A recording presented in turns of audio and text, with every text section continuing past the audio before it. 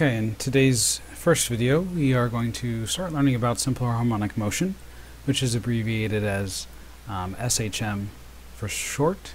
And simple harmonic motion is something that you've encountered a lot, most likely over the course of your life. And it's really things that are cyclical. Harmonic motion, if we just focus on this part of it, harmonic motion. Harmonic motion is a much more general case than the simple harmonic motion, and we'll talk about that briefly as we go on. But basically, harmonic motion is anything that's kind of cyclical. Simple harmonic is the simplest version of it. So I'll show you a quick example, or a couple examples of that. So here's one example of simple harmonic motion, and it's a pendulum. So whenever you see a pendulum oscillating back and forth, you're looking at simple harmonic motion. And it's really, the reason why it's considered simple harmonic motion is that it's continually reaching the same point each time. So each cycle it reaches back to the same point each time, and it takes the same amount of time to complete the cycle every single time. If it was just harmonic motion, not necessarily the simple harmonic motion, it might actually start to fade out, which is what happens in real life. Eventually this pendulum would start to not get quite as high up and eventually die down and go towards zero. What we're going to do is we're going to look at the cases where there is no such thing as friction or air resistance or anything like that. So the simplest of cases. This is another example of simple harmonic motion. We have the spring oscillating up and down. And one of the things that you'll see once again is that it's just rising up and dropping down to the same points each time. So we have no degradation of the motion, we would say, no diminishing of the amplitude of the motion. And it's cyclical, meaning that it's taking place continually in the same fashion in the same amount of time. This is actually getting at the heart, this picture right here, this is getting at the heart of what we do with simple harmonic motion. One of the things that we can do to kind of simplify it. So you look at this, this spring, and if you look at the pendulum here, the motions themselves look quite different. This one's swinging kind of side to side, and it's not staying in the same plane of motion, although they have this on a polar axis, so it's staying at the same distance from the pivot point. But it's just swinging back and forth. This one's bouncing up and down. So we have two motions that look pretty different from each other. One of the powerful things that we can do with simple harmonic motion is we can, instead of focusing on the fact that we have two different motions or many different motions depending on what we're looking at, we can basically transpose all of them into what's called the phase space, which is a point moving about a circle. And I think this little animation illustrates it pretty well. If you imagine that you're looking at this sort of this particle from the edge, so what we'll do is I'll copy and paste this into my program.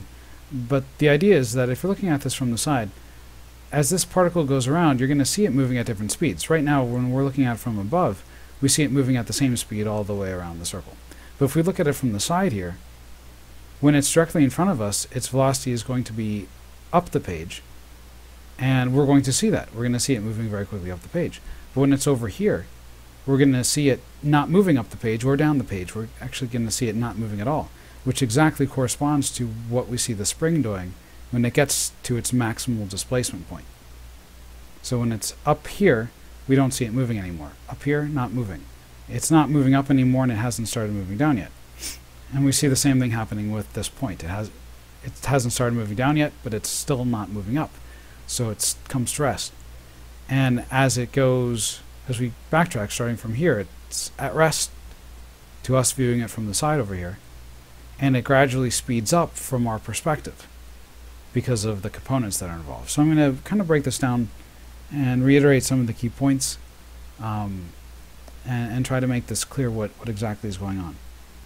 Okay, to reiterate some of the key points, first of all, simple harmonic motion is cyclical. Okay, so it does have a cycle to it. It repeats its motion over and over and over again in the same time. So this is really meaning same time.